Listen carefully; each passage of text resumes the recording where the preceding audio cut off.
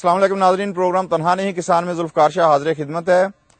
नाजरीन, पाकिस्तान की आबादी जिस तेजी से बढ़ रही है, यहाँ दो फैक्टर देखने बड़े जरूरी हैं। नंबर एक कि जिस हिसाब से आबादी बढ़ रही है, क्या उस हिसाब से हम जो गजाई अजनास की तलब है उस हवाले से हमारी ज़राअत जो है वो तरक्की कर रही है, यानी फी एकड़ पैदावार में इजाफा हो रहा है या नहीं हो रहा, ताकि आबादी बढ़ने की वजह से जो गजाई तलब है वो पूरी हो रही है गजाई अजनास की। सेकेंडली, क्या हमारा ज़रई रकबा भी बढ़ रहा है, यानी जो बंजर ज़मीनें थी वो आबाद हो रही हैं। इस हवाले से सिचुएशन थोड़ी सी उल्ट है, यानी आबादी बढ़ने के साथ साथ रिहायशी ज़रूरियात भी बढ़नी शुरू हो गई हैं। और इस तनाज़र में अगर हम देखें तो हमारे गांव, देहात, शहर चारों तरफ बड़ी तेजी से फैल रहे हैं, और उसका नतीजा ये हो रहा है कि हमारी जो ज़रई अराजी है, जो ज़रई रकबा है, वो बड़ी तेजी से कम हो रहा है।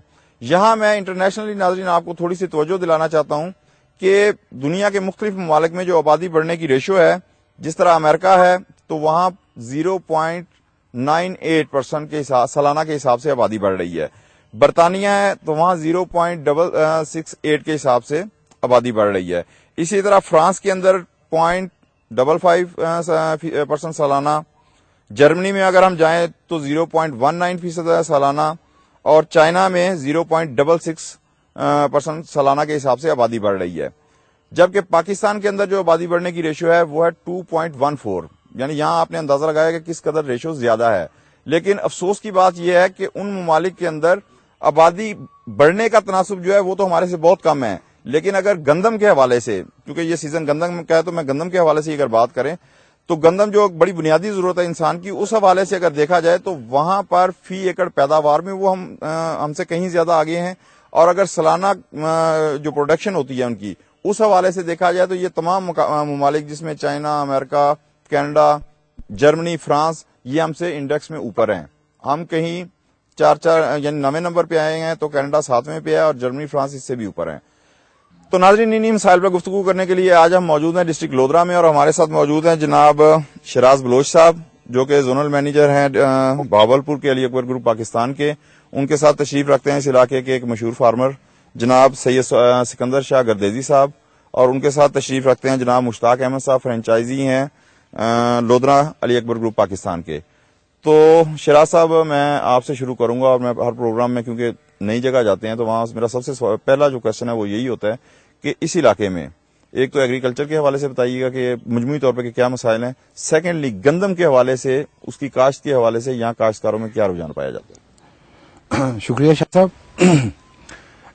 एक्चुअली थोड़ी सूरत हाल जो है ना जी लोधरा की इस वक्त, जैसे आपने बताया है कि डिस्ट्रिक्ट लोधरा और तहसील लोधरा में हम बैठे हैं, तो यहाँ की सूरत हाल थोड़ी सी मैं जो समझता हूँ, हमारे साथ और भी दोस्त हैं वो भी आपको अपनी राय देंगे। यहाँ दो किस्म के काश्तकार हैं, या तो वो बहुत प्रोग्रेसिव हैं या इंतहाई नॉन प्रोग्रेसिव फार्मर है। जिस तरह आपने शुरू में बात की है कि जी हमें अब जरूरत है फी एकड़ पैदावार बढ़ाने की, क्योंकि हमारी जो एकड़ेज है वो तो इंक्रीज नहीं हो सकती, हमें फी एकड़ ही पैदावार बढ़ानी है। और मैं ये समझता हूँ कि अगर हम साबका सालों को देख लें, 1 साल 2 साल को, तो इस साल कुछ ना कुछ परसेंटेज जो है एकड़ेज की मजीद घट रही है गंदम की काश्त की, और ये वाकई मैं समझता हूँ कि फिक्र का अलमिया है कि जिस रेशो से आबादी बढ़ रही है, और उस रेशो से जनाब ना ही हमारी प्रोडक्शन में इजाफा है, ना ही हमारी एकड़ेज में इजाफा है। ये जो बेसिकली ट्रेंड आया है फ्रॉम द टॉप मैनेजमेंट कह लें आप, हमारी गवर्नमेंट लेवल पर आया है, जो इतने हाई रेट्स उन्होंने ऑफर किए हैं कॉटन के, और कॉटन की वैरायटीज ऐसी दे दी हैं जो इतना प्रोलॉन्ग कर गई हैं। जो पहले 3 से 4 माह में कॉटन तैयार हो रही थी, अब वो 6 से 7 माह तक भी जा चुकी है, 7 माह का टेन्योर ले रही है। अब आप देखें कि अगर आज 43-4400 के ऊपर रेट है कॉटन का, तो फार्मर ने एक टिंडा भी अगर उसका ठहरा हुआ है तो they are still waiting for maturity, वो अभी तक अपने इंतजार कर रहा है कि वो मेरा टिंडा खिड़े। मैं यही कह रहा हूँ कि रस्ते में जब हम आ रहे हैं तो आपकी बात 100% सही है कि बहुत सारे एरियाज के अंदर अभी स्टिल कॉटन खड़ी हुई है, उसकी फसल को काटा नहीं गया, यानी वो कटेगी तो गंदम की बिजाई शुरू होगी। और गंदम की बिजाई में आप समझते हैं कि आपने बात की पैदावार की, पैदावार में सबसे बड़ा फैक्टर क्या है जी? टाइम ऑफ सोइंग का। बिल्कुल। अब आज अगर हम तारीख में बैठे हुए हैं, कोई 13-14 तारीख में बैठे हैं, तो यकीनन ये अब इसकी प्रोडक्शन या पैदावार क्या आनी है? 1 महीना लेट हो गई है, यकीनन पूरा 1 माह गंदम लेट हो गई है। और गंदम की जो लेट सोइंग है ये पैदावार के ऊपर बहुत बड़ा इम्पैक्ट डालती है। और जो कास्ट है उसमें भी फर्क पड़ता है। कॉस्ट का तो डेफिनेटली फर्क है। 15 अक्टूबर से 15 नवंबर एक बेहतरीन टाइम है कि इसे काश्त कर लिया जाए। उसके बाद पैदावार में तो जो फर्क पड़ेगा, उसकी कास्टिंग जो आएगी पहले वो भी फर्क पड़ेगी, उसमें भी फर्क पड़ेगा यकीनन। सिर्फ सीड रेट को ही अगर आप देख लें, जहां फार्मर को बीज 50 केजी इस्तेमाल करना है, अगर अब वो काश्त करेगा तो उसे 70 केजी इस्तेमाल करना है। एग्जैक्टली, क्योंकि यकम दिसंबर तक करता तो 60 केजी, 50 केजी, अब होगा 70 केजी, अब 70 केजी हो तो इतना फर्क आ गया। दूसरा कुछ प्रॉब्लम्स हैं और भी कि भी गंदम की मैं समझता हूं कि इनपुट्स कुछ ज्यादा हैं। अगर रेट्स को देख लें, कंपैरिजन कॉटन का और व्हीट का हम कंपैरिजन कर लें, तो कॉटन उसे फॉर मच बेटर अर्निंग दे रही है हमारे फार्मर को एज कम्पेयर टू व्हीट के। बिल्कुल ठीक। तो जो इनपुट्स बहुत ज्यादा आई हैं, डीएपी का रेट्स देखें, यूरिया का रेट देखें, आप वीडीसाइड के स्प्रे देखें, उसके अलावा माइक्रो न्यूट्रिएंट्स का जो ट्रेंड है, आज हमारी चूंकि सॉइल्स जो हैं उस लेवल पे फर्टाइल नहीं रही, अब माइक्रो न्यूट्रिएंट्स भी अप्लाई हो रहे हैं क्रॉप के ऊपर। अगर उनकी एक्सपेंसेस देख लें तो उसकी जो अपना है कह लें इन्वेस्टमेंट जो है फार्मर की ज्यादा है, उतना उसे आउटपुट नहीं आ रहा वीट से।